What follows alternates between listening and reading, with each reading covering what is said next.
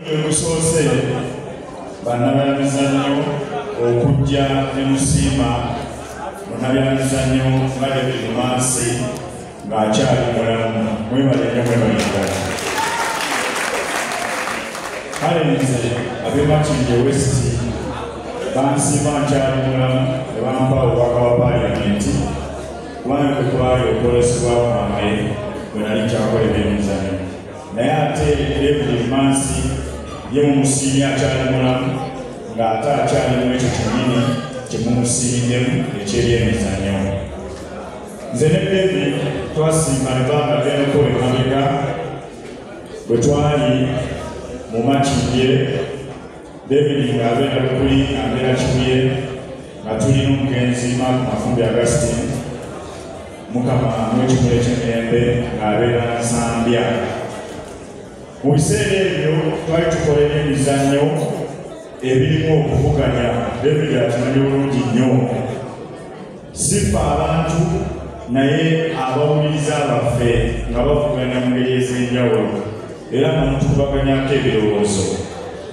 Mark by then yali akyali ku Sapienza nga nze ndi ku Top Radio ate David ali ku CBS era naye akimanyi nti radio ebiseera ebyo mwazisumbuwasumbuwanga nnyo.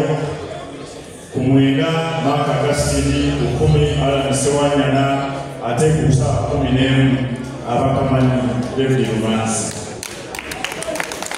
Yatuwa amaanyi mangi kubanga ffe yali atusingako kubanga twali mu level emu mu myaka n'eddala. Waliwo basiniya baffe abaali ab'edda abali byemizannyo by'okuweereza obuweereza nga tebali byaka birala, naye ng'atusingako naffe etumiyigirako ebintu bingi. Njagala okwebaza nti ebbanga lino lyonna osobodde okuuma omulimu guno. Omulimu guno ogw'abakamanyi okuweereza ebyemizannyo emyaka egisukka 10 si kintu kyangu. Nze bwe natuuka mu 2016 ekyo n'ekitaano ne ngamba ewanyewaawo kanneeyongereyo, naye challenges ezikirimu nnyingi nnyo. Omuntu akunyiigira n'abula n'okukuba ejjinja olw'okuba wagambye Arsenal Mani yatufudde ggoolo 8-2. Nze nayogera ku radio nga Mani batufudde ggoolo 8-2 nga buli omu yakitegedde naye bwe twayagala nkyogereko. Ne tuwalanwa olw'okugamba Uganda Cranes eremeddwa okugenda mu Africa Cup of Nations. Omusajja n'atunuulira ati nagamba lwaki oyogedde ebintu ebyo? Owalanwa olw'okwogera nti Arsenal Fabregas yavuddeyo yagenze mu Barcelona nosamu munaga akasajja kwogera buli ku Arsenal. Naye ekyo kyolabye ate nga kyekituufu. N'olwensonga eyo njagala okwebaza David olw'okuba nti osobodde okuuma omulimu guno ate naffe n'otuwa essuubi nti gye twali tewali wabi. Era nasanyuse nnyo nze n'abadde Rwanda Kigali nga David bw'agambye nti ebyemizannyo bino bikola kinene nnyo kyebayita sports tourism. Olaba omusajja w'e Rwanda e Kigali yagaddeko ku mujozi gwasene ekigambo Visit Rwanda.